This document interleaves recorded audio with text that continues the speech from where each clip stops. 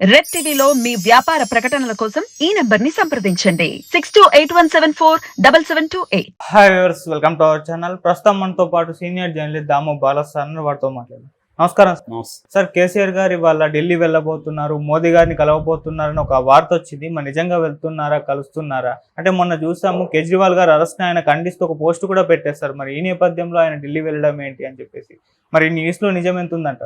ఇది కొద్దిగా వైరల్ అయితే అవుతుంది. అంటే కేసీఆర్ ఫస్ట్ టైం ఈ విషయం మీద స్పందించడం. ఇప్పటి వరకు కవిత విషయంలో ఆయన స్పందించలేదు. అవును.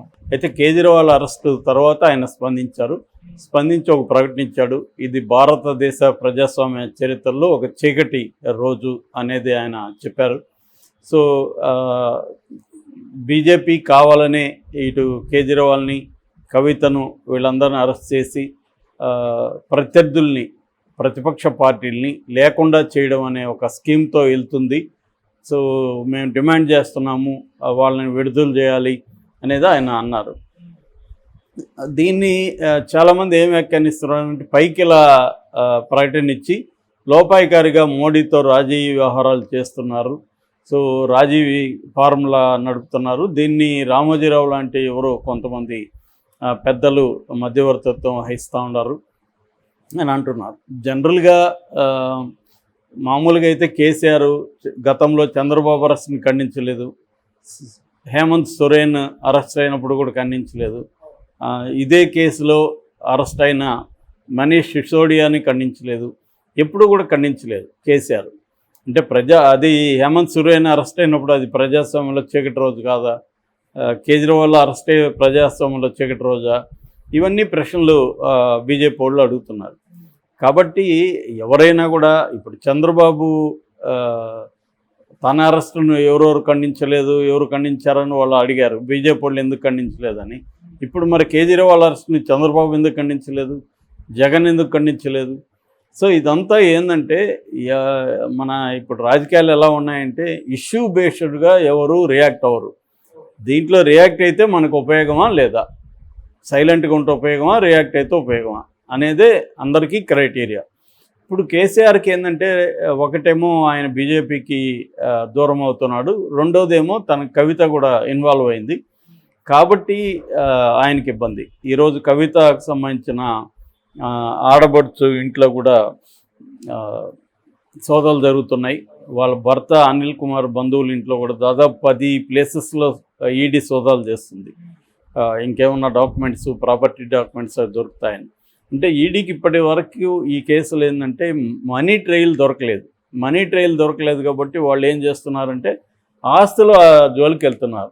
కనీసం ఆస్తులకి సంబంధించి ఈ ఆస్తులు కొనడానికి సోర్స్ ఆఫ్ ఇన్కమ్ ఎక్కడొచ్చింది ఏంటి ఇవన్నీ పట్టుకుంటే కనీసం కొంతవరకు కేసు నిలబడి దీనికి లింక్ చేద్దామనేది ఇప్పుడు ఈడీకి ఉండే ప్లాన్. అందుకని నాకు తెలిసి రేపు మాపు ఈడీ జప్తు పిటిషన్ కూడా వేస్తుంది. కవిత ఆస్తులు కానీ వాళ్ళ భర్త ఆస్తులకు సంబంధించి సీజ్ చేయడానికి కూడా, జప్తు చేయడానికి కూడా కోర్టులో పిటిషన్ వేస్తుంది. జప్తు కూడా జరిగిపోతుంది. జనరల్గా ఏంటంటే ఇన్వెస్టిగేటివ్ ఏజెన్సీలకి ప్రత్యేకమైన కోర్టులు ఉన్నప్పుడు ఆ కోర్టులు ఇన్వెస్టిగేటివ్ ఏజెన్సీలకి అనుకూలంగానే ఎక్కువసార్లు బిహేవ్ చేస్తుంటాయి. జనరల్గా అదే జరుగుతుంది. అందుకని ఇన్వెస్టిగేటివ్ ఏజెన్సీలు ఇంతమందిని ఇబ్బంది పెట్టగలుగుతున్నాయంటే కారణం ఏంటంటే మనకుండే క్రిమినల్ జస్టిస్ సిస్టంలో ఉండే ఈ స్ట్రక్చర్ ఏదైతే ఉందో ఈ స్ట్రక్చర్లో ఉండే సమస్య అది. ఈ సమస్య వల్ల ఏమవుతుందంటే ప్రత్యర్థుల్ని ఈజీగా వేధించవచ్చు ఏ ప్రభుత్వం అన్నా అనుకుంటే. సో అలాగా ఇది జరుగుతుంది. సో ఆ రకంగా కేసీఆర్ కూడా తనకు అనుకూలంగా ఇప్పుడు స్టేట్మెంట్ ఇచ్చాడు. అయితే పైకి స్టేట్మెంట్ ఇచ్చి ఆయన వెళ్తాడు అంటున్నారు. ఎందుకంటే ఇప్పుడు ఎన్నికలు వస్తున్నాయి కాబట్టి మీరు పోటీ చేసే చోటంతా కూడా డమ్మీ క్యాండిడేట్లు నిలబెడతాను అనే ఒక ఒప్పందం కుదుర్చుకొని బీజేపీ ఎక్కువ సీట్లు వచ్చేదానికి లోపాయికారిగా ట్రై చేస్తాను, దానికి బదులుగా మీరు కవితని విడుదల చేయండి, మీకు కావాల్సింది కేజ్రీవాల్ కదా, కేజ్రీవాల్ దొరికాడు, సో కవితని బెయిల్ ఇప్పించి రిలీజ్ చేయండి, బెయిల్ని కానీ వీళ్ళు గట్టిగా వ్యతిరేకించకపోతే కోర్టు బెయిల్ ఇచ్చేస్తుంది. సో అనేది ఇప్పుడు తను ఆఫర్ చేస్తున్నది. మరి బీజేపీ దానికి ఒప్పుకుంటుందా, బీజేపీకి ప్రయోజనాలకు అది సూట్ అవుతుందా, లేదా కంప్లీట్గా బీఆర్ఎస్ని కంప్లీట్గా తొక్కేసే అవకాశం ఉన్నప్పుడు ఎందుకు ఈ రాజీ ఫార్ములాకి వెళ్ళాలని బీజేపీ అనుకుంటుందా అనేది తెలియదు. ఎందుకంటే చాలామంది మీద కేసులు ఉన్నప్పటికీ కూడా బీజేపీ తమ పార్టీలో చేరిన వాళ్ళకి కానీ, ఎన్డీఏలో చేరిన వాళ్ళకి కానీ కంప్లీట్గా క్లీన్ సర్టిఫికేట్ ఇచ్చేస్తుంది. ఇంకా వాళ్ళ జోలికి ఎవరు వెళ్ళరు. మనం చాలామంది మన కళ్ళ ముందే ఉన్నారు. కాబట్టి ఇప్పుడు జగనే ఉన్నాడు కళ్ళ ముందు, చంద్రబాబు ఇప్పుడు చేరాడు కాబట్టి ఇంకా ఆయన మీద కేసులు ముందుకెళ్ళవు. సో మన కర్ణాటకలో దేవేగౌడ వాళ్ళని విపరీతంగా కరప్ట్ అని వీళ్ళే చెప్పారు. ఇప్పుడు వాళ్ళని భుజాన వేసుకున్నారు, వాళ్ళు ఎన్డీఏలోకి వచ్చారు.